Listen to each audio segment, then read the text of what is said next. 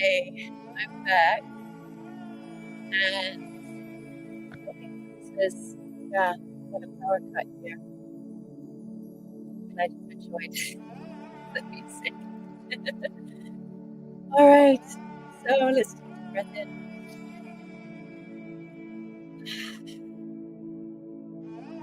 You'll be grounded by now, feeling the earth, feeling the energy under the earth. Call it Shakti, pure life force energy. And as you inhale, just begin to breathe the life force energy of nature up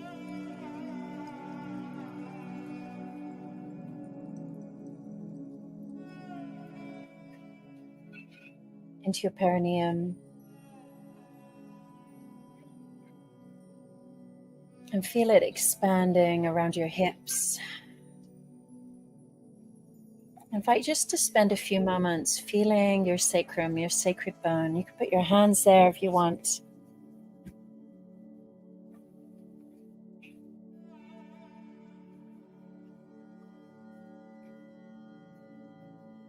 And just listen to the life force energy, the aliveness in your sacrum. And if you don't feel a lot, just take your breath there. So you're breathing into your hands.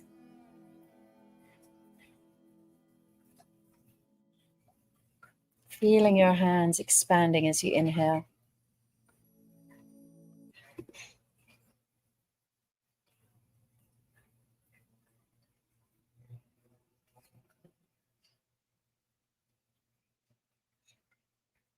And now I just will open up the spine a little, breathing up your spine. Exhale, you can rock forward a little. So we get a little movement in the spine. So as you inhale, you can rock back in your chair. As you exhale, rocking forwards, and just get a little wave in the spine. Beautiful way to circulate our energy, inhaling up the spine, all the way up to the crown.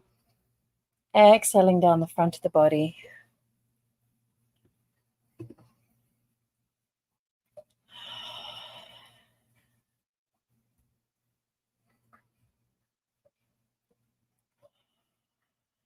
And I'm going to inhale and hold the breath up the crown. Inhale. Hold the breath, pull up your perineum, focusing above your crown. Connect to your higher self. Whatever that means to you. Connect to the light above your head, to the sun, moon, stars. And exhale, bringing blessings down the front of your body. And let's put our hands into prayer as we consecrate and offer this webinar here, this class, to the highest consciousness and to the greatest good of all living beings. And we call in divine guidance, divine truth, divine transmissions, divine awakening to bless each and every one of us here, all who watch this webinar. May this webinar be blessed. Oh. Including the Wi-Fi. So welcome. It's so exciting to have so many people here in the webinar room, and thank you for all putting your countries. I'm here in Costa Rica with Costa Rican internet. And I see we had somebody close by in Colombia, and we've had Austria and Brussels and Copenhagen, Sweden, Belgium, California, Netherlands, Norway, New York City, Vancouver Island, Montreal, Northern Spain, Rotterdam, New Mexico, Southwest Spain, another Costa Rica, Pennsylvania, New Zealand. Wow, that's the middle of the night, I think. Bellingham, New York, Brighton, Amsterdam, London, Serbia, Austin, Texas, Haren in the Netherlands, my old home, Bogota, Belgium, Oregon, Salt Spring Island, Switzerland, London, and so many more. How wonderful. Well, it is my absolute joy to introduce you, many of you already know her, to a fantastic teacher on this topic. My co-teacher, Minke Daoist. Minke and I met in 2010. We were roommates at an event hosted by Mantak Chia. Many of you know Master Mantak Chia. He's a big author on working with sexual energy in the Daoist arts. We were luckily roommates, and we found out we had so much in common, including loving these practices, but also enjoying putting it together with things like belly dance and music and singing and celebration and rituals. So we decided to form Tao Tantric Arts, and we run teacher trainings. And yeah, we're now in our 13th, 14th year of running these teacher trainings. So welcome to Minke. Hello, everyone. Thank you so much, Shashi, for the intro. I'm very grateful I was your roommate. No, that was a blessing, an absolute blessing. Little did we know at the time Yes. how much it was going to be doing. We already were moving so much energy. We danced for Manta Chi and the whole conference. Yes, it was a wonderful event. We did. So yeah, Minke and I, we felt like it was this is such an important topic, because we noticed, so we decided to run a teach training, and actually our training, Tao Tantric Arts, is one of the first ever official Tantra teacher trainings to exist. So I was into Tantra for 10 years before then. And I had to just apprentice. I had to just go and study with different teachers and try and absorb and piece together information, because there weren't really any official teacher trainings. There was just Margot Anand and Mantak Chia. That was kind of it. And so one thing that we've learned from putting together a teach training is it's not really enough to just go and do Tantra and go and do practices and then become a teacher, because you might have had quite a smooth Kundalini awakening, and then your students might go through experiences that you don't know how to handle. So that's really why Minke and I decided to come together and bring this topic, because we know it's not talked about enough and there isn't enough information about it. Before we dive into it, and by the way, everybody, we have got the comments here open. We've also got your questions from the questionnaire. 600 people signed up, so we've got a lot of questions to work through, but please add things into the chat. Marie is also here. I'm just going to add Marie for a moment. Ta-da!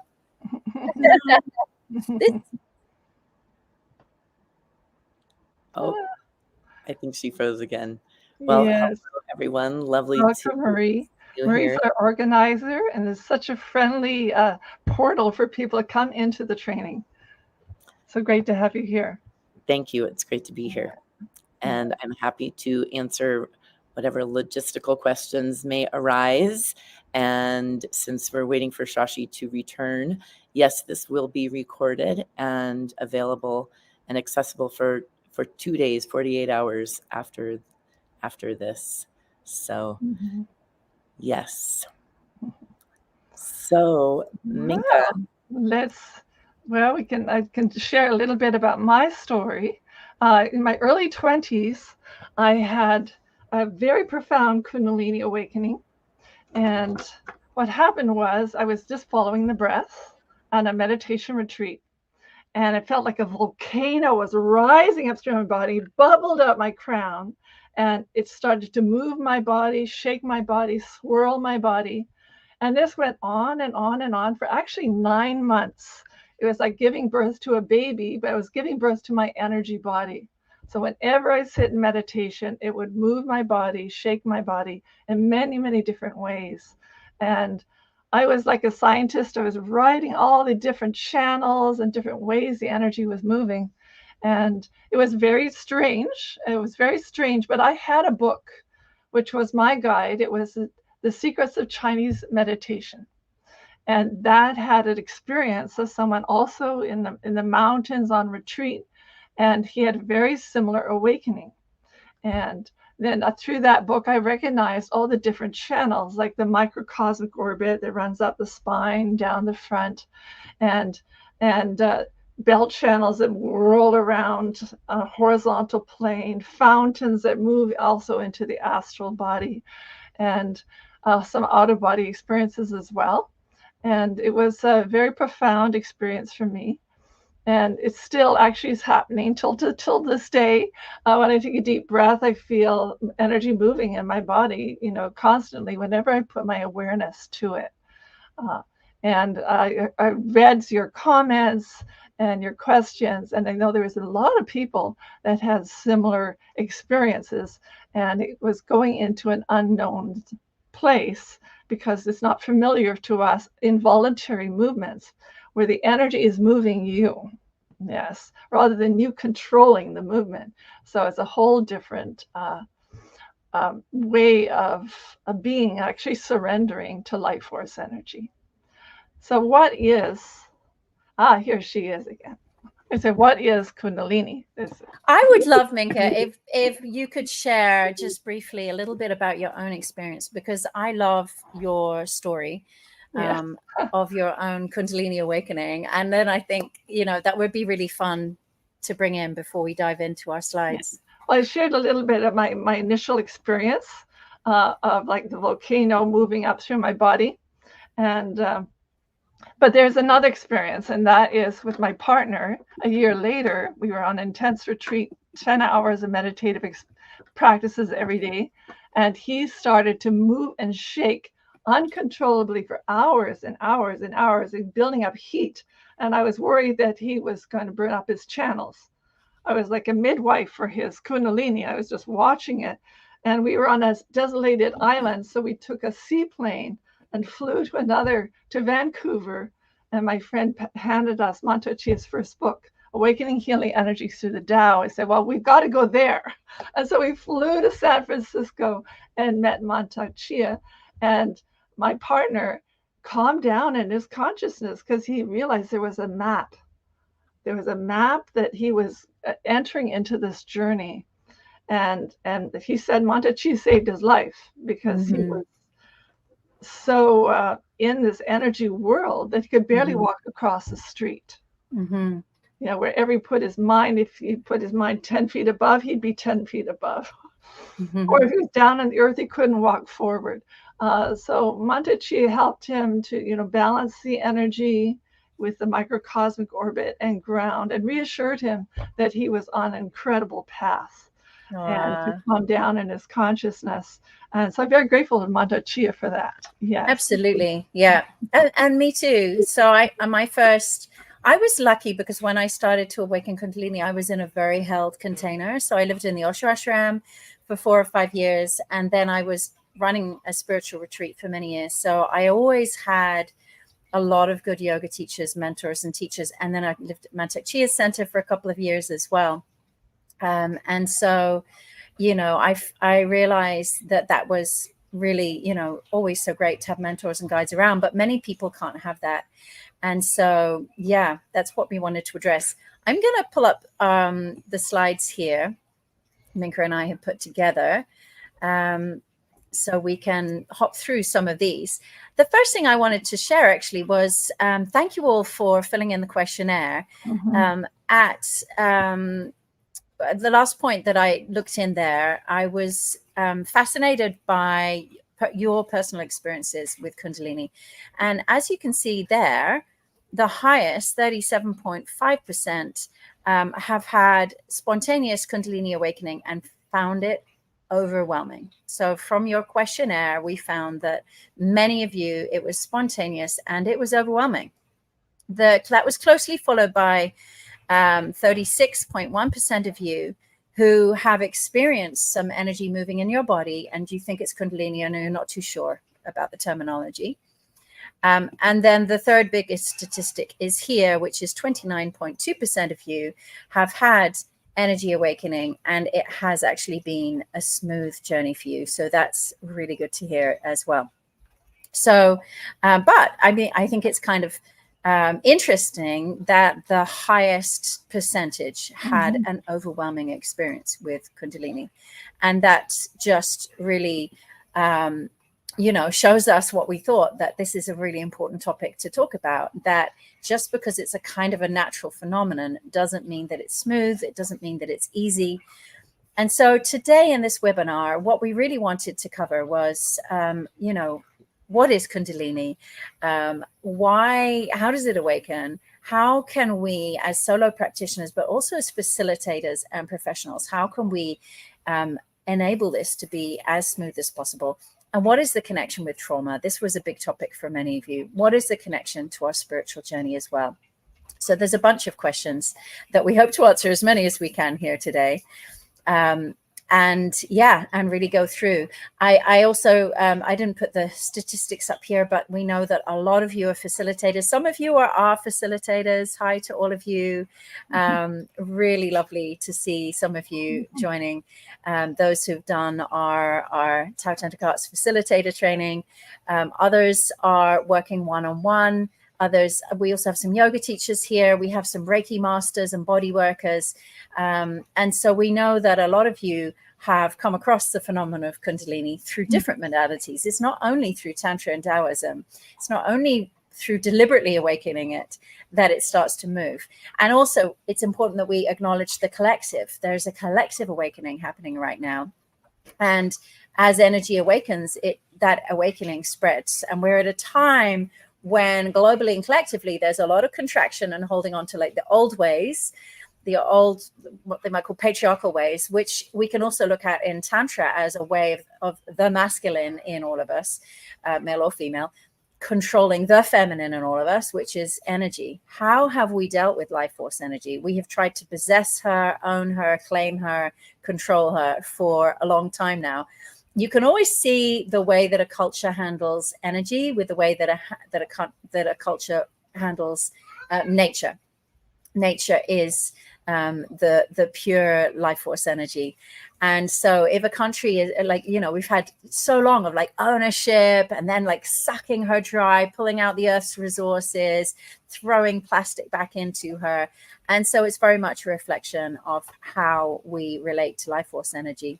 Ah, yes. And someone just popped up. I'm a psychedelic guide, and this happens a lot, of course. So also now medicine journeys and psychedelic journeys are also a big path for many who are awakening. And here there can be Kundalini awakening. Not everyone's prepared for it. So I'm going to pull up the slides again. There we go. So let's just talk about some of the signs. Do you want to go through some of these, Minke? Yeah, so the potential signs and expressions of Kundalini, heightened awareness of energy. Of course, reveals itself, and it's so vivid. It's even more vivid than the physical. Can be so strong. Memories can arise, like the past can just bubble up like a movie. And lucid dreaming, that you're aware that you're dreaming, or when you're dreaming. Involuntary movement, we talked about that, how it overtakes you and starts to move you and shake you, but also mudras, that it's almost like a sign language, that the spirit is moving through you and it's telling you something. And you can start to intuit what those mudras are speaking to you. And it's also opening different channels. Spontaneous emotions. So suddenly you can become very angry, and sometimes suddenly crying for hours on end, and this welling up compassion, and without any obvious trigger. Yeah. And also spontaneous bliss, that you can feel very light and ecstatic, and opening without any external stimulation. You could just be sitting there, or in dance perhaps. You feel one with the music and you become in a state of bliss. Yeah. Seeing visions. I was in the dark room, and Shashi also of Montachi's dark room, and it would be perfectly dark 24/7, but I'd see all these visions of also sending me messages. It's like signs of the spirit. And hearing voices, you can actually hear or channeling your higher self, your higher guidance, can telling you something, or even music, celestial music can come to you.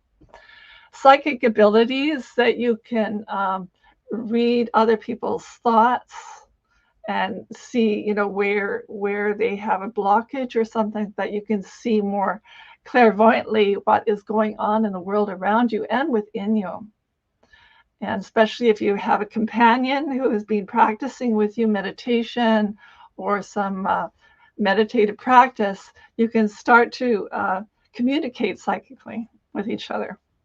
Out-of-body experiences, where you can pop out of your body and see yourself from above, for example, and you realize at that moment that you're more than a physical body. You are this energy and soul. And insights, you can receive a lot of insights into the nature of the world and the nature of spirit. And channeling is a very, very beautiful aspect of Kundalini, that you can start to channel music, for example, or spontaneous poetry. I wrote a whole book of poetry spontaneously, just poured through me. And illumination. So you start to have self-realization. What is the nature of our true self? Yes. So you can see from this, you can see maybe a couple of things. One is that it could be highly desirable, you know, like, oh, I want that bliss and channeling. But a second thing that may immediately pop up is fear. Like some of those things are scary, unusual, unfamiliar, and would be quite scary for people to experience. So it's really important that we moderate our desire for Kundalini, and that we also really question what is our intention. Many people end up kind of misusing Kundalini and turning it into a kind of party trick or a goal. Mm-hmm. You know, I've joined various groups on Facebook in the past around Kundalini, and it's like everybody's obsessed with this, like, getting high. It's just like, oh, I'm gonna get my Kundalini up, like it's another thing to consume, because we're so used to being in consumer society. And that's no way to treat like the living divine spirit. You know, like when you look at the Holy Trinity from Christianity, you can really see how Holy Spirit is very close to Kundalini. There are different words in different religions, but Tantra always said that this is an energy that needs to be worshipped as the embodiment of the divine. And so your own like personal stream of Kundalini, because it's, I say personal, it is because it's also transpersonal, is the divine awakening within you. And that's why it's a spiritually desirable state, because this life force will animate you and bring through, as Minke was saying, like channeling, creativity, divine expression. You can dance the divine into existence when this energy is awakened. It will also heal. It starts spontaneously healing parts of the body. Mm-hmm. It animates you. It gives you life force. So there's many beautiful reasons to want your Kundalini to be awakened. But I want you to also be aware of the pitfalls. And those especially come just from us not being ready in terms of our spiritual maturity. And so I've seen also sexually, there are Tantra schools that kind of quite aggressively pump Kundalini awaken as a party trick. I've literally seen people like, hey, I'm going to awaken your Kundalini. And they start moving energy in others to show off. Oh, look at my amazing skills. I can make a woman multi-orgasmic without touching her or whatever. And these are all not good reasons, as I'm sure you can see, for awakening and working with this energy. We need to be super aware of this from the get-go, that this is not a consumer product at all. This is part of a profound spiritual awakening. And if we don't prepare the ground, we don't reach enough spiritual maturity, and we start energy chasing, then that's where problems can happen. So we're going to go more into that. Like as a foundation, I said energy chasing. There's two aspects in both Tao and Tantra. They're very interchangeable, yin and yang in Tao. And in Tantra, we call Shiva Shakti. And what's important with Shiva Shakti is that consciousness, Shiva, in all of us, the consciousness is the container. And the Shakti is the life force energy that rises. Now, if we are energy chasers, if we're all about, oh, I want to get the bigger, most amazing energy orgasm, the most profound experience, if we become energy chasers and we don't build the container, that's when you get overwhelmed. And I see this a lot in Tantra. There's a very big Tantra workshop that happens all over the world. And there's so much emotional release, sexual energy activation, clearing shame, expression. But there's no meditation. And what happens is everyone feels really alive. They get quite addicted to this program and do it again and again. But that energy chasing means that they are overwhelming their nervous system, overwhelming they can't contain the energy. It's like they're just like full of it. They can become chaotic. And we'll talk a little bit about how that forms negative signs. I'm just seeing a question that a few of you have, which there's a nice statement. If you chase the snake, it may bite you. Someone who knows. Exactly. We need a lot of respect when it comes to snakes, right? But the question here is, what do you think about the Kundalini awakening sessions that are done everywhere nowadays? I haven't joined that particular one. I guess you're talking about the CAP. I haven't participated in that, and maybe I should. But I think that what I want you all to know is like the principles that are important, which you can also bring yourself to things, which is it consecrated? Are you, is the facilitator ideally, or are you offering this to the divine and asking for divine support? That's a really good way to make sure we're not coming egocentrically and coming from the wrong intention. And sensing whether there's any kind of forcing or whether there's an allowing. So we really want to be, our relationship to life force energy, to Shakti, wants to be one of awe and wonder and devotion and deep, deep respect. Shakti Ma. So often when Minke and I welcoming with a smiling kind of energy. Yes, Minke and I often go around our classes with little rattles, and we're like, Shakti Ma, Shakti Ma. We're welcoming this life force energy into the body, seeing the body as a temple, seeing this energy as the spirit of the temple. And we bring a lot of devotion and never forcing. We'll go more into that when we talk about trauma. And yes, and ego. Yes, so many big topics here. We could probably go on for hours, couldn't we? So I'm going to just bring back the slides so that we can go through some of the, and we'll go through it quite quickly, Minke, so we can keep going. But just through some of the side effects. So you can. So some of the possible healing side effects is a release of trauma that we're going to go into a little later. A lot of shaking that I've seen over 20 years in a meditation retreat. A lot of trembling and jerks where the energy is pushing through the channels and breaking up blockages.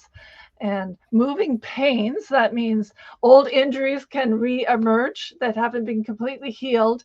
And like broken bones, for example, can get intense pain and then gradually melt the pain with the Kundalini energy. Headaches, where too much energy rises and gets stuck in the head, and that the energy is not refined sufficiently.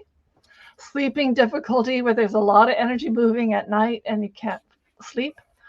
Hot and cold sensations, like sometimes it's a mixture, that like I had a flaming ice cube. So there was flames, but there was also this frozen quality at the same time, which is alchemy of hot and cold, fire and water. Detox symptoms is very common, sweating during the day or the night, mucus discharge, fatigue. I say, hey, I'm supposed to be having more energy, but oh no, I feel fatigued, because the energy is trying to heal you, and it takes energy to heal. So it's working on you and working on your body. Digestive troubles, you could have nauseousness. Actually, when my microcosmic orbit opened, I ran out and threw up. I had this motion sickness. And so that's very common. Skin eruptions and rashes, where it pushes out through the exterior of the physical body. Yes. So we're going to talk with you a little bit more about ways that you can work with those symptoms to kind of minimize them, not get overwhelmed by them. Some of them, it's just a matter of not freaking out, you know, like if you feel nauseous and want to clear something, you know, letting it go. But, you know, also there are many sort of spiritual paths that work with Kundalini in a step-by-step manner. And we're going to go through some of those principles. Obviously, it's a big thing. Like we do a whole month of like 8 to 9 hours a day live retreat to work with people to awaken energy safely, all living on site and being together. And I do think it's best to be in that kind of a container. But we want to give you some of the principles so that wherever you are, you know how to work better with this. So yeah, people are sharing some things that have been triggered. Most of my first week was spent on the bathroom floor. I believe I had Kundalini waking during an ayahuasca ceremony. I'm not sure if that's what it was. Yeah, see these kind of places where it can happen, but there's no guidance around it.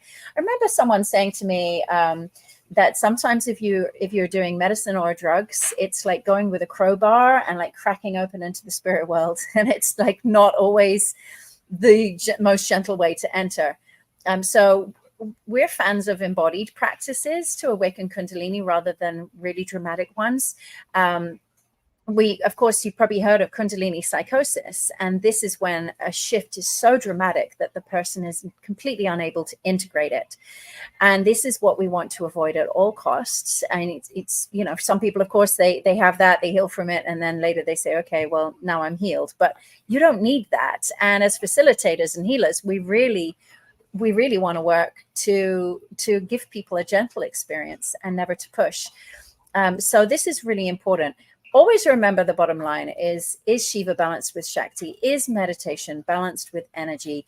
You're always safer to err on the side of meditation, always, rather than on the side of energy. And I'd say that's the biggest problem. Somebody said, could there be a lack of the masculine in all of Tantra?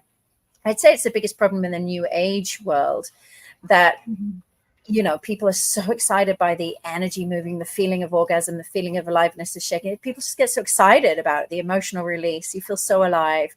But then meditation seems boring. It's just the most important thing is the silent meditation. You cannot integrate energy without consciousness. You need that container. And so meditation needs to be a daily practice. And if Kundalini's overwhelming, you'll need more meditation and less activation. So this is important. Somebody here has shared a little bit on CAP. It's a very safe and long-established practice, older and more grounded than the new one. Okay, so there's some from somebody else, some guidance.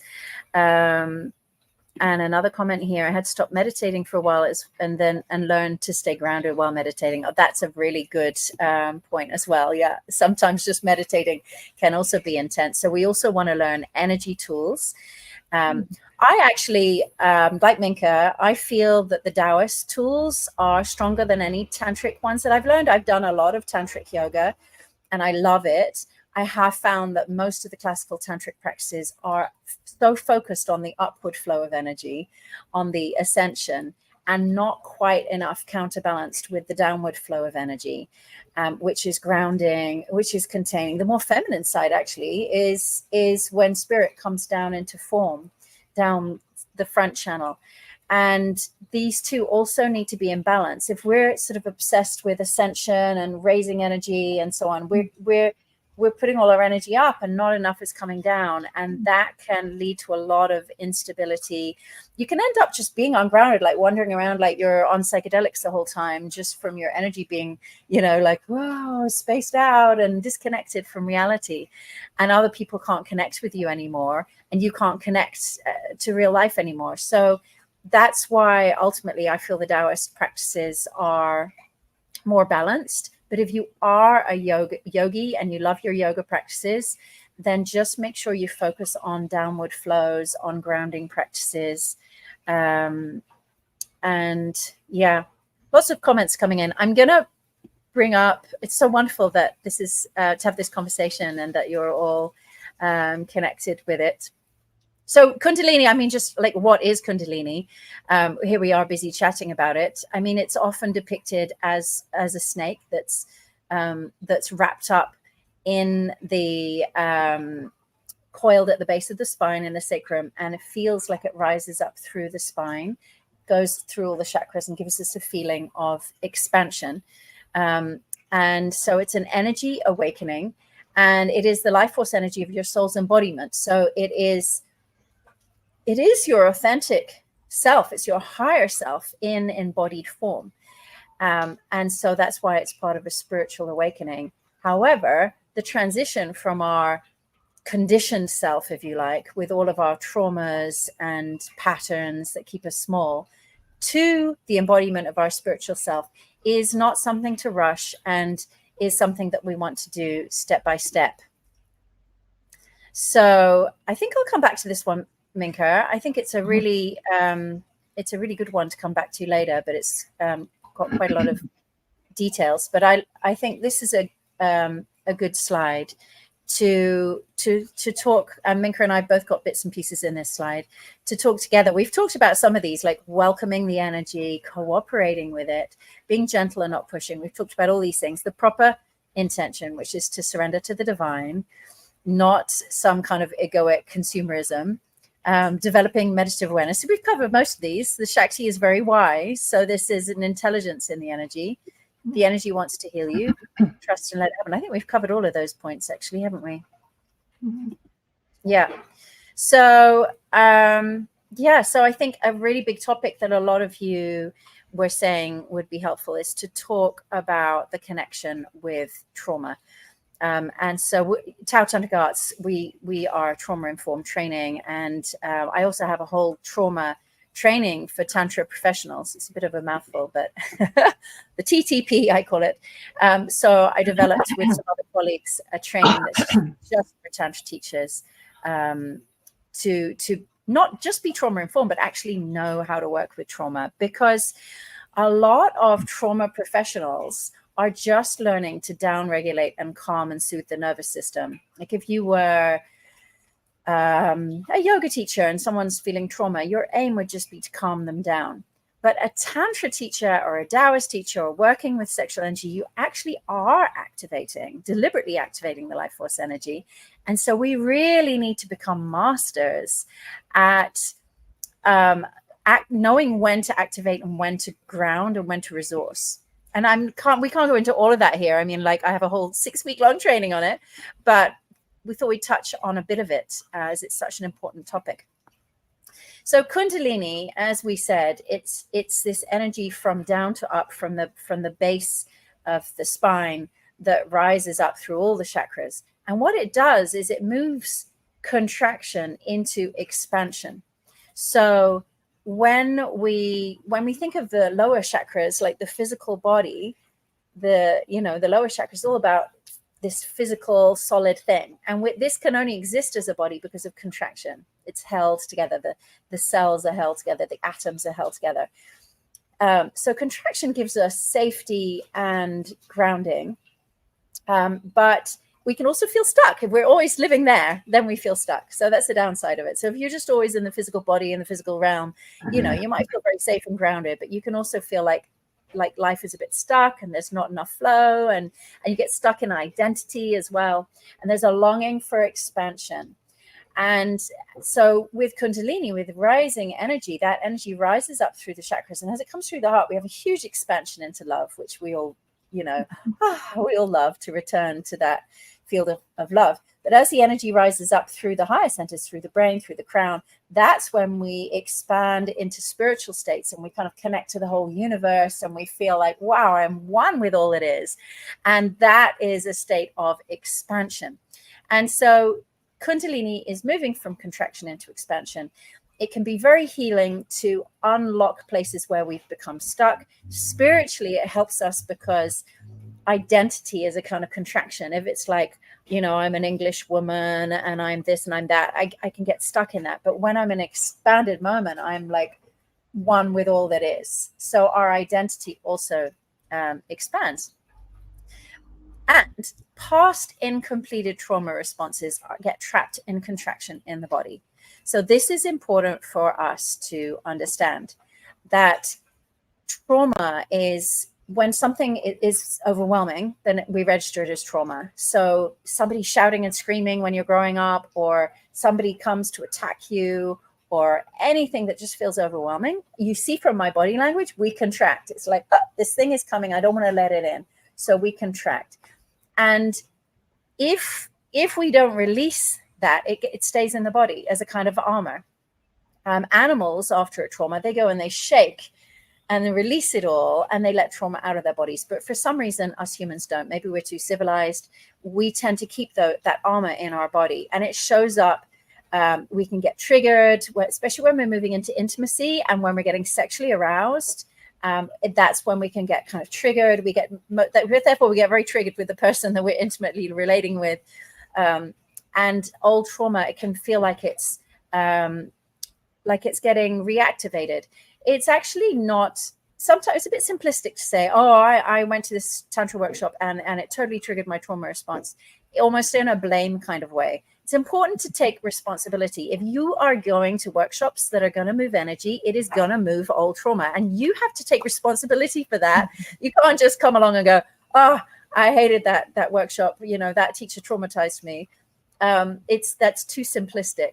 It's important for you to know that anytime you activate energy in your system, it's going to start shifting incompleted trauma responses. And we have an opportunity here for healing. And as facilitators and body workers and healers, we need to know how to facilitate that healing as smoothly as possible.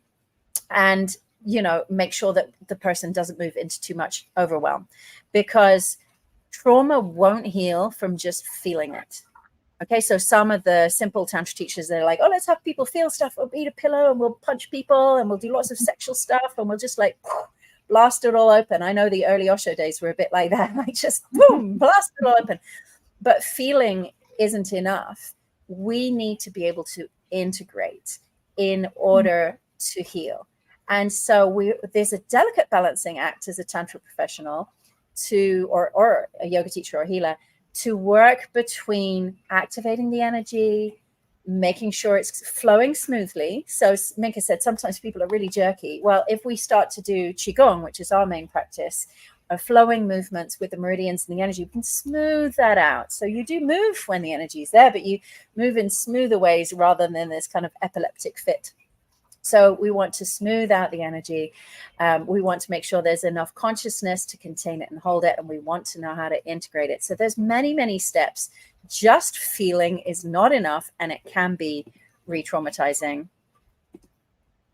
So there we go. The expanded energy needs to be integrated for peace and harmony. Integration is also building resilience. Resilience is the ultimate goal.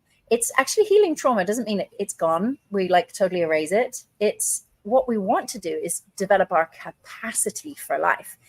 Anything that traumatized us was a massive amount of life force coming at us in one go, and we couldn't handle it. We want to be able to expand our capacity and increase our resilience. And that in that way, we can turn trauma into healing by integrating it. So it's important that we kind of understand what's happening in our neurology and our nervous system. So if the expansion is too fast, it can be overwhelming and re-traumatizing. So made that point. And just a little spiritual point about Kundalini and trauma and karma and Dharma, some new words and some old words here. So the old words are karma and Dharma. Also, we have language in Daoism. We talk about the old ancestral chi, which is held in the sexual energy and held in the root in the lower part of our body. Our sexual energy contains a lot of ancestral codes. I mean, obviously, because you could create a child with those ancestral codes. But we also now know from modern science that trauma can be passed down generationally, even if you weren't raised by that family. So even adopted children whose grandparents went through some big trauma, that trauma still shows up in those children, even if they weren't raised by that family. So the ancestral chi that the Daoists have known about for thousands of years does indeed carry the codes of trauma in it. And so trauma can therefore be ancestral. It can be collective. So our sexual energy at our lower chakras contains, also contains lots of good stuff, but it does contain our traumas, sometimes called our karma, the life lessons that we came here to heal. When we raise Kundalini, we are shifting and expanding those codes, raising them up to the crown where they can connect to the higher self, to your divine imprint, to your soul self, whatever you want to call that, and bring that down into embodiment. And so we call that moving into our Dharma, being able to live our spiritual truth or our divine purpose. And so instead of having to just live out old family patterns and traumas again and again, as Buddha called that the wheel of suffering, instead of that, by raising our sexual energy, we start shifting into our Dharma, where we can start to live our spiritual truth. So that is like the higher purpose of, the spiritual way of looking at working with this. So it's essential as a Tantra professional. I'm mostly going to speak to you. I know there are practitioners here, but it's essential as a Tantra practitioner, that a teacher, that you know this bigger picture, you know why we're helping people awaken Kundalini.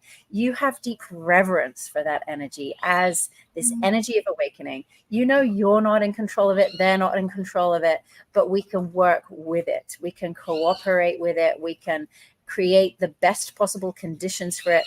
We need to understand a little bit of how it works with the nervous system, which is what is it that makes us feel safe and grounded. We'll talk about safety. What is it that helps the energy to move more smoothly? So channeling it into different pathways. How do we integrate it? So there's so many teachers just take people into expanded states, and it's like, okay, it's a lunch break, and people are going for lunch like, whoa, you know, unable to even eat or operate. So we really need to know how to integrate and how to come back into our center. Yeah, you want to say something, Minke? I'm going to check there's lots of comments and questions. Well, yeah, I think that process of going from contraction to expansion takes a lot of curiosity. So not to judge the sensations too quickly. You just trust that the energy is moving through you and it wants to expand, a little bit like the cocoon, and the butterfly gradually emerges out of that cocoon, and it can be quite uncomfortable in that process, to be really patient with it, curious, and know that it's temporary. And it's going to resolve when the energy is more purified, the channels are more purified. So just reassure yourself it is temporary, and be grateful that it is really as a sign from the divine that you are expanding in your consciousness. So great comments coming through and sharing. Thank you all so much. I love to read all of your experiences. This last question is a good one. Just feeling isn't enough. How do we integrate gentle movement, qigong, stillness, titration of movement and stillness? There's a lot in this question, so I brought it up. Titration is a word that's used in trauma healing, and titration is when we can we're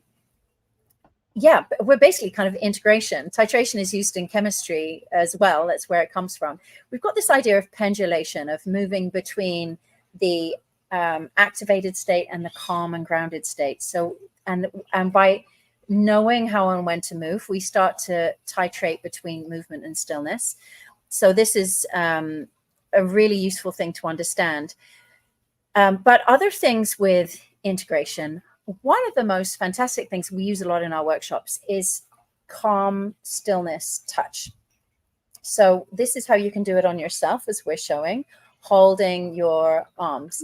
Stroking down is called havening, because it takes you into a havening state. There's something very, very calming for the nervous system with this kind of a touch. Also, sometimes gently rocking.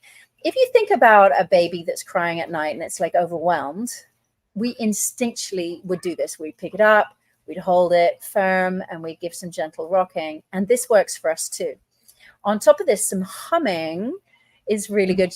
Many of you will know that gets the vagus nerve going. So whether you're mantras or a lullaby or just also descending sound grounds energy. So that's why we often go from up to down. And a lot of the Daoist, Minke teaches a lot of Chinese medical qigong, and a lot of the medicine sounds that they use there are descending to ground energy. So these are things that have been shown scientifically as well as used by the ancients. Steady touch, grounding, and calming the body down.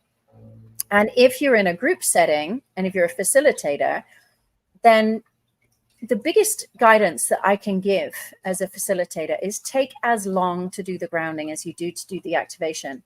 I see so many people go to Tantra workshops and they focus on the activity bit. They go, oh, they did shaking and jumping up and down and this and this. And then they go and they're like, I'm a Tantra teacher. And they get everyone shaking and jumping up and down and this and this and this. And they do not know how to work with the energy. And they create chaos and just disrupt everything. I'm not a fan of people going off to be Tantra teachers without doing training. It's just too simplistic to see. But what I see again and again is that people see the activity part and they don't pay attention to the integration part. So the most important thing is let the integration be long. Make sure that you feel the energy. And if you're a facilitator in groups, you want to make sure the whole room has gone to pin drop groundedness. So sometimes, you know, we are sometimes late for lunch in our teacher training, because if there's one body still moving, either we'll have one of our assistants go and hold them, but we make sure nobody leaves the room until the energy is grounded. Spooning, when somebody lies behind you and holds your body, is so grounding. Having some of our processes where there's been energy activating, we then have people just come in and put their hands on the other body and ground. So this helps to kind of contain and integrate. We also have Qigong movements that are specifically for integration, like the Iron Shirt Qigong, where we are not only meditating, but learning to contain energy. Do you want to talk a bit about that? Minke is an absolute Qigong master. So do you want to talk a bit about containment of energy as well? The difference between circulating and containing, I think, is helpful. Well, it's feeling yourself like a tree, that you have roots going into the ground, you're connected with the heavens and the stars. So that upright chi gives you an alignment with the divine and with the earth. And when you hold your power, it becomes actually an internal dance of energy that flows within this holding. And that's an inner dance. And it could be so fascinating, but you could just really breathe into it. And it's the breath that moves the chi, that rules the chi. So the breathing is a very important part of Kundalini awakening. You really focus and harmonize your breathing. Yeah. So when I see someone goes into like a loop that keeps jerking, I get them to take long exhales, like a lung sound. S, S, S, S, S, S, S. And it breaks the pattern. And then they can connect again with the lungs, the breathing, and then forming a posture like the standing posture will help them feel that alignment, and that they are in control of something that you can't control. Yeah. So yes, it's Iron Shirt Qigong that Minke is talking about. So there's some questions popping up here. And yeah, like it's literally, there's so many different things to do with energy. And I know before I came to Qigong, there was just this kind of focus on feeling energy. You know, it's like, oh, I feel energy. And I was traveling around India doing lots of energy healing, and people just got excited by feeling energy. They didn't know what to do with it. They weren't channeling it. They weren't aware of different types of energy. So, you know, it was very kind of crude until I came to Qigong in 2002, when I first came across Mantak Chia's practices. And then I realized, well, this is like the engineering of working with life force energy. Mm-hmm. Here we learn the difference between, you know, clearing and dispelling old toxic energy out of the body, pulling up fresh energy, whether we're just leaving it somewhere. Like also in Tantra, a lot of times in the more simple workshops, people just leave all the sexual energy in the hips. And then people get overwhelmed with sex drive, you know, and it's like, we might all think that's fun, but I tell you, I've been there, I've done those kind of workshops, and it can be overwhelming. You can't sleep and you're like, oh, just have this intense sex drive. And, you know, it's nice to have choice about that. Maybe you have a partner and you want to celebrate that, but you want to have choice. And it was only through Daoist practices I realized, oh, I can pull that into my heart. I can pull it into my crown. I can sublimate that. I can clear that. I can do so many, I can send that to my liver for healing. You know, there's so many things I can do with that energy, rather than lying in bed, like overwhelmed by my own energy. So I think it's really important for people who are working with this energy to have a good daily practice and learn from a good teacher, a good master, how to work with these energies. And as I said, I think something really amazing in the Daoist practice is the focus of the main channel of pulling it up the spine, but also then the conception vessel to ground energy, and then all the meridians. Like we do a lot of work with like sending it to different organs and clearing different emotions. Maybe I'll pop our slides back because I think we've got a bit more going on. In fact, I'll go back to that slide that we had here, because this, I think, is, I know we've got a lot of experts here on the call.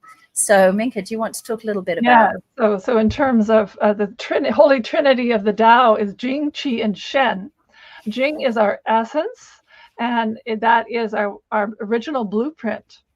And it is that dormant Kundalini. You could say, yeah, that's a coiled snake that's at the root of the body. Yeah, but Jing is everywhere in the body as your DNA. And Qi, or energy, is the awakened Kundalini. And Kundalini is a strong current of sexual energy. And that is the snake that is rising and falling and moving through the body. And the Shen, or spirit, is the merging of these two snakes around the staff of life. That's the merging of the masculine and feminine snakes with our higher consciousness. So that's the merging of Shakti and Shiva that form this new energy. And you could also say yin and yang creates yuan qi, or unconditional love. And the sublimation, or making some energy sublime, is not just mobilizing energy, but it's refining the energy.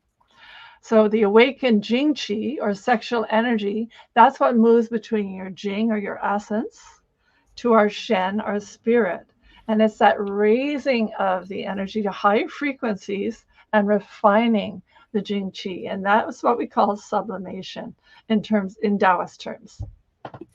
Wonderful. I found that so helpful, the understanding of Jing, Qi, and Shen. And sometimes when you're teaching it, Minke, I love that you describe it as like ice and water, and then moving into a gas, so that people can really sense how the whole reality changes depending where your energy is. And that's also something important. Like I said before, if you're too gassy, if you're too expanded in the spirit world, and then you've got to go to the supermarket, you're going to feel, I always say, you feel like the person on LSD in the supermarket. It can feel really unsafe, confusing, disorientating. And, a lot of unsafety can kick in, which was going to be the next topic. Question here: all this information will be on depth on the training? Absolutely, yeah. Our teacher training, we have actually now up to 6 months online, with 6 hours a week of classes. So we really wanted to train the best teachers that we could. So we go into all the meridians and the energy, also the history of Tao, the history of Tantra, and we look at sexual dysfunctions and trauma and all of these things. And so we're really putting tantric and Daoist practices into this context. And then we have a 1-month training, which we're currently doing in Mexico, where you actually get to embody everything. And there we're in a safe held container with a big team. We always have big teams. Again, that's something important with Kundalini. I see too many people working as facilitators, activating energy, and there's just a facilitator there. We always have 2 or 3 facilitators and 2 or 3 assistants who've been through the whole training, and our on-site manager, so that we can really make sure that everyone feels held and safe, because this is really important. Another question: how does one refine the energy? Well, we're going to talk a bit about purification. I mean, I know we're running out of time. We've got half an hour left, but the energy does refine automatically. That's why it's called sublimation. As it goes up the spine, there are different pumps. The Daoists call it pumps, that are like an oil refinery. And as it moves through the different pumps, it actually becomes lighter and purer automatically. But we also do need to do some purification before we start raising energy, because sexual energy will grow anything. It will magnify anything. So if you have a whole lot of like anger in your system, and then you start to raise lots of sexual energy, you're going to become like multi-angry. So we also need to understand that and make sure that we're doing purification as well.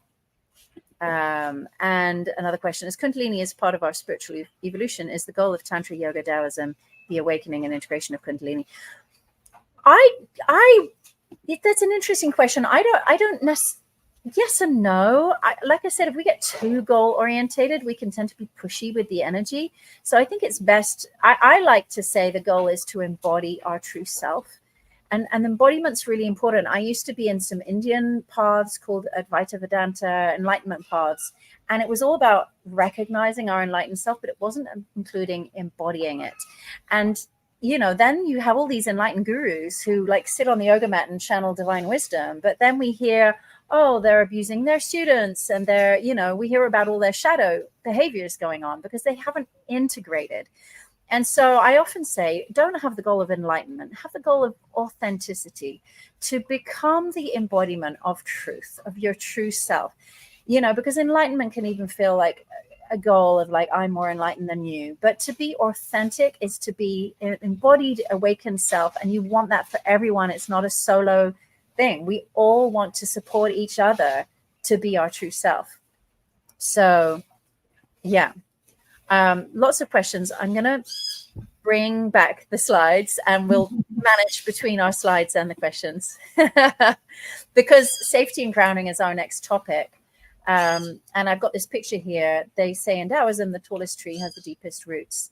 And, Minke was showing earlier the iron shirt Qigong. It's called literally the tree pose because we want to create this energetically, that we are deeply grounded in the earth before we raise energy, which means that we need to be grounded into our bodies, which means that we need to deal with any past trauma where we didn't feel safe to be in our body. So again, back to trauma again, there's a phenomenon called dissociation. Sometimes when a trauma happens to you, you dissociate and your kind of consciousness comes out of the body. And in the moment, that was the only way to deal with the trauma. But if we don't heal dissociation, we don't come back into the body, we're not grounded enough to work with energy. So in a way, the very first step, the first thing we look for in our training as we're watching all the women sort of dance and move energy is we check to see if there's any dissociation, and we work one-on-one with those students to help them to feel safe to be back in the body again.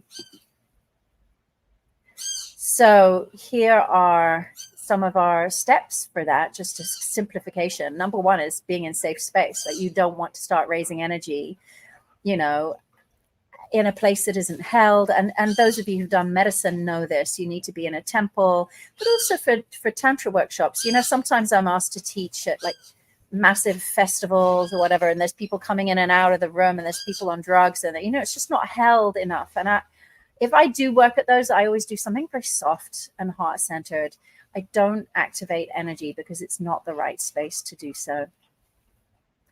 And the second thing is making sure that you have a guide or a mentor, a space holders, that you are.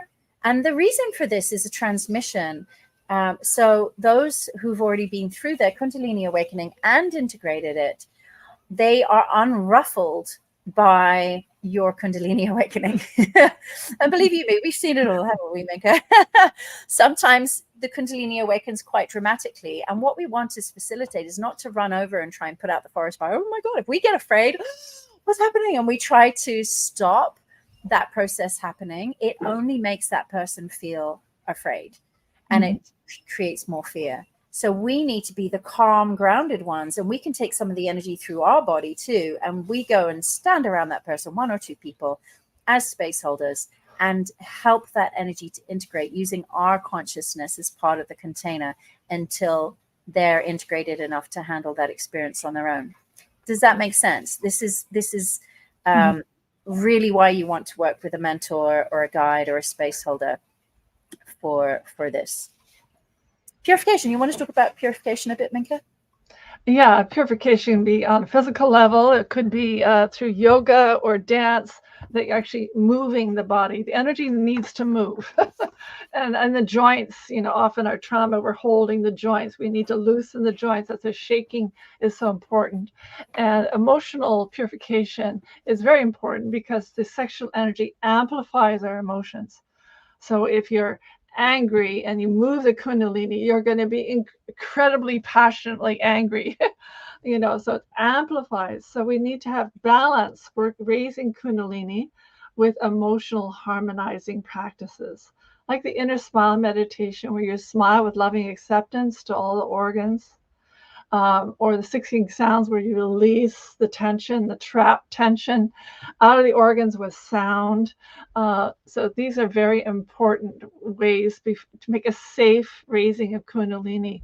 And when you purify the emotions, then it liberates so much energy just by itself, because to suppress an emotion, it takes a lot of energy. And when you release that and soften it, whew, there's so much more energy to move in your body. Yes. Yeah. And, purification, we use Qigong, like I mentioned earlier. Mm-hmm. And also diet actually really does matter, purification on all levels. When you join our retreats, there's no coffee, for example. Yes, we're the only people in Mexico not drinking coffee. But we want, the more that we purify our thoughts, our bodies, and our emotions, like really every level, the smoother the energy is going to flow. And as I said before, Kundalini will grow anything. Sexual energy will grow anything. So we really need to do the purification for safety. And then next we put embodiment practices. We use something called Shakti meditation, which is very similar to felt sense used in trauma or body tracking, like really again and again coming back to the felt sense, to the sensations in the body, so that we don't go up and out into energy experiences. Funny enough, this is probably a really big one that Minke and I really work to coach people with, is that there can be a tendency to kind of roll the eyes and go into energy experiences like this. And we really train people often to do partner exercises and stay looking in the eyes so that we can expand that energy without leaving the body. And that's embodiment practices. It really, really helps to make sure that we're not going into trauma and to keep safety. Or putting your hands on the navel so you know where Houston is when the rocket ship goes off, you know where to land your rocket ship. Yeah, keeping centered as you expand. And the deeper you go, the higher you can rise. So the more you root and ground, the easier ride you have. And nature's a very big part of that. I mean, you can see I've had to move outside to get closer to the Wi-Fi, but I'm sitting in the Costa Rican jungle here. And we always pick retreat centers that have got nature around, whether you're going out and hugging a tree or lying on the sand and grounding, lying on the soil. Nature is the source of this life force energy. And it is also where it grounds to. So it's such a powerful tool and so accessible. And if you live in an apartment block and you're doing daily practices and experiencing a lot of Kundalini, go to the park, go into nature, lie on the ground, take your blanket and lie down. Lying is very grounding, but you can also sit and put your feet on the ground and let nature also rebalance your energy. I've been going to the beach here. We live right on the beach in Costa Rica, and like burying myself in the sand, like just digging, sprinkling some over my body and just feeling how powerfully it helps us to integrate energy when we ground with nature. Yeah. So here's a comment here. I've been experiencing lots of anger later. Good to know it's about purification. Thanks. So in Daoism, we clear the liver for that. The wood element, the liver gallbladder, can create anger and frustration when energy's rising. So you might activate energy and then you feel really frustrated. You're like, hang on, what about all that bliss? So it's really helpful to work on the liver meridians, tap on the organs, make sounds. I mean, we can't go into all of that now, but there's a lot of different practices that help to clear the chi. I see that our time is nearly running out. So I'm just peeping through the slides to see if there's anything else that we want to add. Maybe these are just tasters. Something about this. We had, for 20 years, we had a retreat center. People came from all over the world who had Kundalini crisis. And this is one of the major tools that we used for them, is to circulate the energy up the spine, down the front, moving in that circle. So you have a fire channel and a water channel that's balancing fire and water, inner alchemy. And that was an incredible tool for creating safety as you raise Kundalini, and solved a lot of problems. Okay, Kundalini. Well, Kundalini is that alchemy of fire and water, where you have the heart fire. You put the heart fire, which is the loving fire, or compassion fire, underneath the sexual waters. You bring it down and you cook the sexual waters in an alchemical kitchen. And so the sexual waters turn into steam. And that is the purified Kundalini energy. And that steam can move through your body and purify the body from within very, very smoothly and subtly. And that is a very advanced alchemical practice of the Taoist system. There's a question here about fear, and I think this is important. How do you purify from fear so it doesn't get amplified? And, you know, this is such an important thing, because raising more energy can put you into a state of fear if you're not careful, and you really don't want that. So this really comes down to the antidote to fear is safety and grounding and calmness. So tranquility is helpful. Like, one of the elements of nature used for fear in Taoism is a still, calm lake, very still, calm water. We can literally breathe that energy in. So you can even visualize it. You can visualize that you're floating on a still lake and breathing it up through your feet, which is the kidney meridian, into your kidneys and your lower back, and just resourcing yourself with calmness. So calmness is the antidote. Grounding is important. The making sure that we're not dissociated, that we feel safe to be in the body. There's a lot of steps to work with fear. I'd say, like, in a nutshell, if you do feel fear, then don't try to raise energy. Focus on, but also don't get fearful if you are moving energy, because sometimes when energy is going, it wants to go all the way up. If it's going, just worship the energy, celebrate the energy, let it through. But you don't need to force anything. Make sure that you spend a lot of time lying on the ground, grounding. You can sweep excess energy off your body. You can massage your feet. And Minke's got a great, I don't know if you can show it, Minke, but where you slap the bottom of the foot. Can you get your foot up there? Bubbling spring point. Yes. Exactly. For grounding, yes. Exactly. So actually massaging your own feet, or having somebody, if somebody's around, do it for you, is a fantastic antidote for fear. And love, of course. Love is the fire that melts the ice. Yeah, loving acceptance of the sensations. They're just intense growth sensations. So loving acceptance, embrace it. Yeah, it's true. And I've come up with a phrase from years of doing this work, that all pain came here to be loved. All pain came here to be loved. So how we respond to fear, pain, trauma when it arises is really important. We need to reparent ourselves, and as facilitators, reparent others by being loving. So when people are having a response, we don't want to be too clinical, just come in and press these points. We want to love them. Oh, you're in fear. I've got you. You know, I'm here with you. You know, let's hold this together. Let's hold this together. And this is really important, that love really is the medicine, and things will integrate much faster when we feel loving acceptance of our own emotions. But it's also really helpful to do that for each other. Yeah. And the microcosmic orbit as daily meditation is so important, harmonizing energy, which brings us on to here.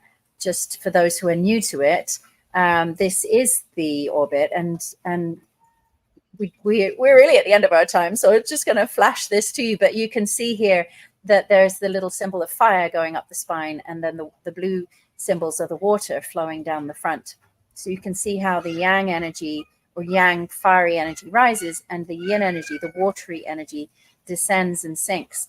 And the orbit is to flow our energy through this. We can do this with unaroused energy, but later on, we also start to add in sexual energy. We do some very soft self-pleasure, and we raise genital orgasm.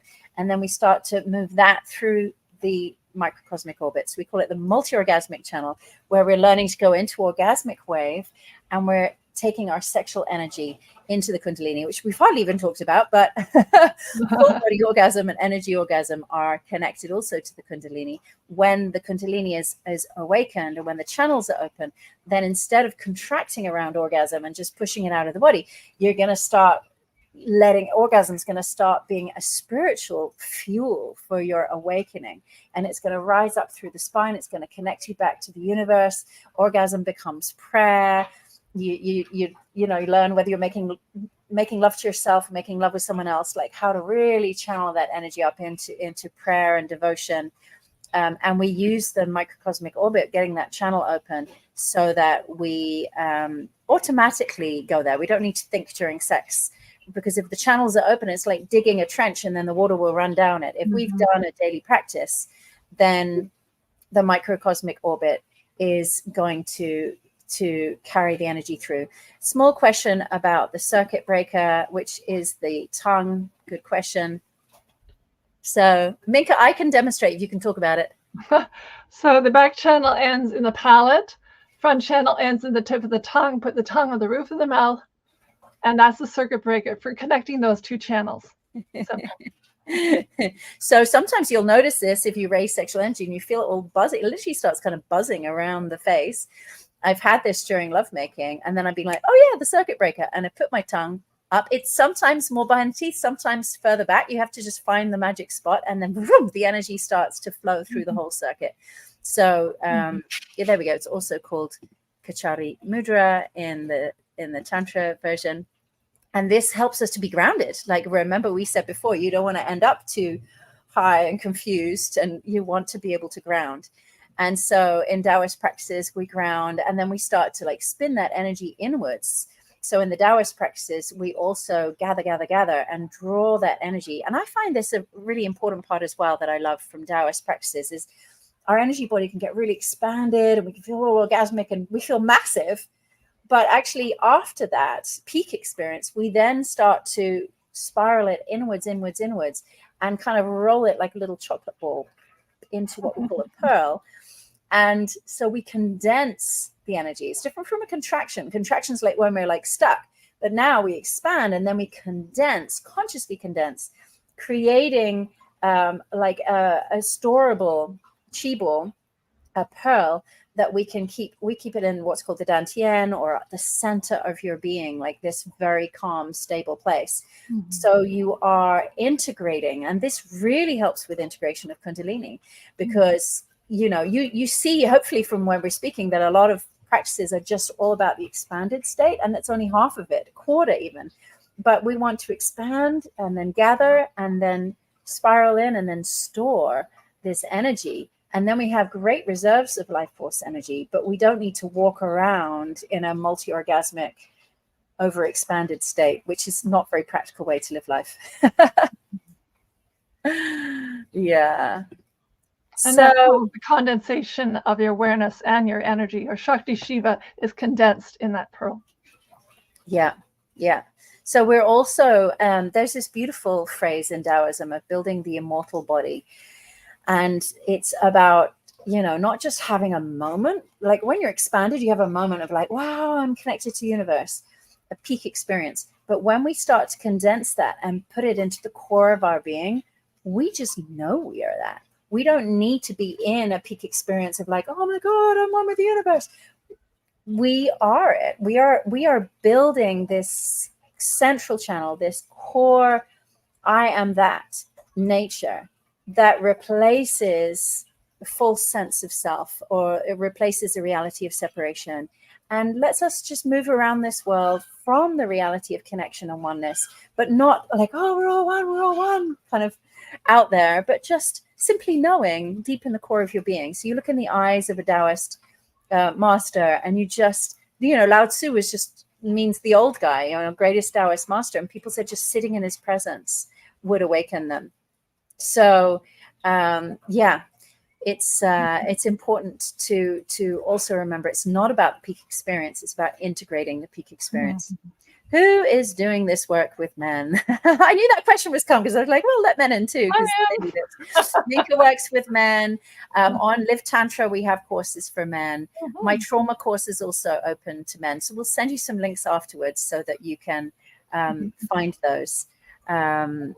Is there a full workshop coming out outside the teacher training?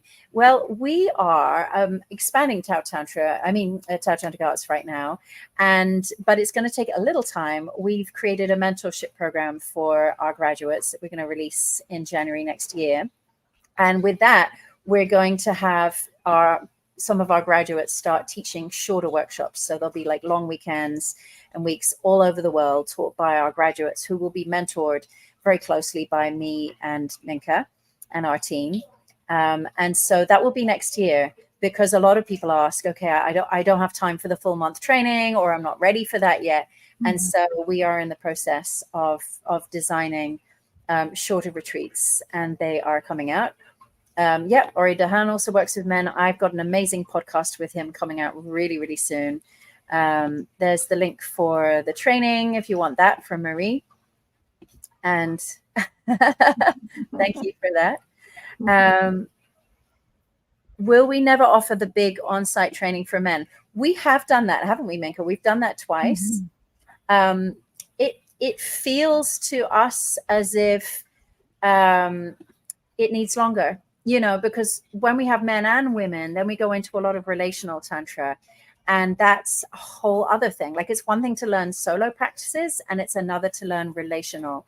So we've done a month a couple of times with men and women, and it's been amazing, but we feel like we need more, and we just don't have enough time for all of it. But we do care about men. We care deeply. I will definitely send you links. For now, you can do coaching with Minke, so you can work one-on-one with her over Zoom. She can give you some training. She also has a Qigong training that's open to men and women. So we find all the ways that we can. So thank you for all of your comments and feedback. What's the difference between a coach and a facilitator? So we have, Tao Tantric Arts has 3 levels to it now. And the first level is being a coach, and that's just an online training. So the online training is set over 6 months, or you can access it early if you join up sooner. And through that online training, you learn a lot of the foundations, you learn the energy practices, you learn the solo practices, and you're going to give coaching sessions to other women. So this one's for women, I'm afraid. You're going to give coaching sessions to other women, and if you pass, we have a bunch of tests and exams to make sure that you're actually learning what, not just cooking while the videos are on, but you're actually learning it. And then we will certify you as a coach with Tao Tantric Arts, and you'll be certified to do one-on-one sessions, either in person or over Zoom.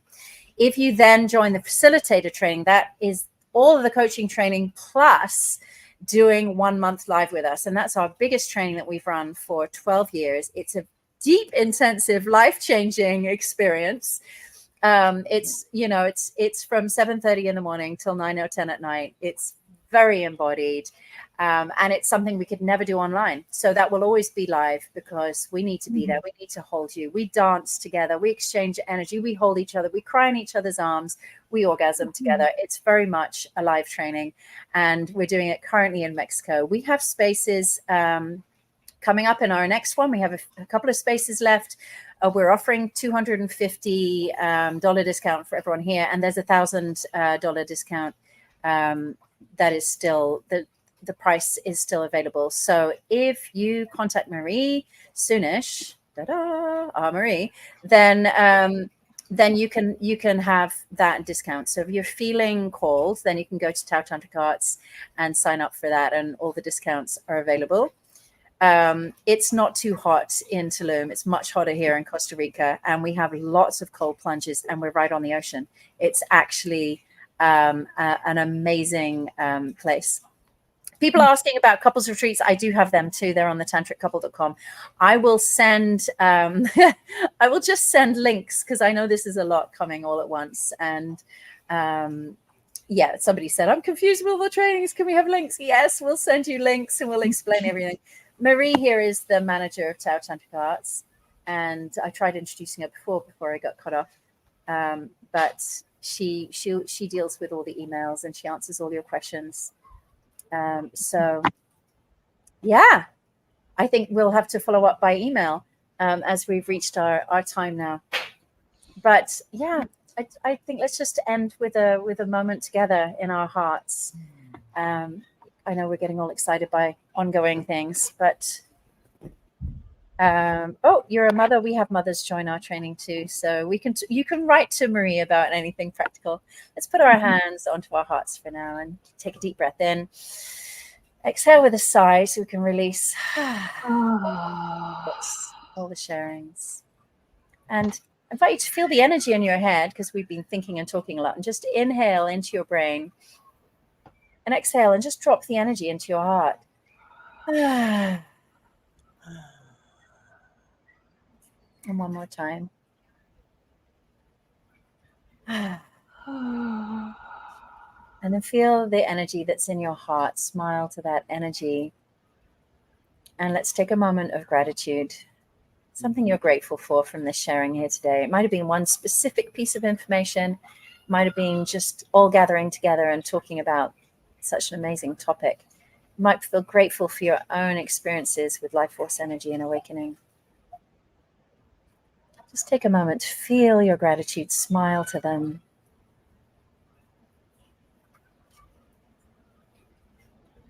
Feel your heart expanding with that gratitude.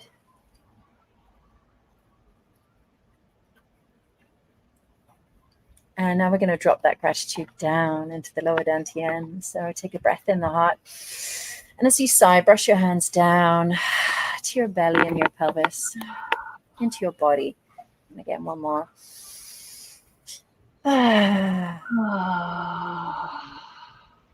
Things are good in threes. One more. Inhale in the heart. Exhale, send the energy down into the physical body, into the pelvis, pelvic bowl and the belly. Hands on your lower belly. Breathing in your belly. And feel your body as a temple, as a container for this life force. Feel how your body is rested on the earth. Notice your sitting bones, your feet, any part that's touching the earth. And feel that you're safe and held here on the earth. Your body is like a cup for this life and this life force. And you're so held by this earth. You're safe here on this earth. And let's just do a grounding breath. So deep breath into the pelvis. Exhale with a sigh down through your roots into the earth. And release any energy you no longer need.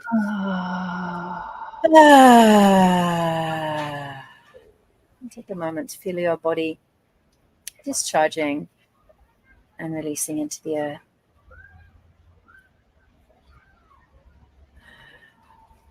And we can bring the hands up into a namaste. Gratitude to life force energy. Gratitude to the lineages and the wisdom keepers that have passed knowledge and practices on to us. Gratitude to Shiva, to the consciousness that witnesses. Gratitude to Shakti, to the energy that animates. And gratitude to ourselves for showing up for our awakening. Let's make a vow together to close this session and give gratitude to our community here. So wonderful to have had so many of you here with us today. So we'll send an email with various links if you want to do more with us, and let us know how you enjoyed the webinar. And yeah, we look forward to doing more. So thank you. Thank you. Thank you.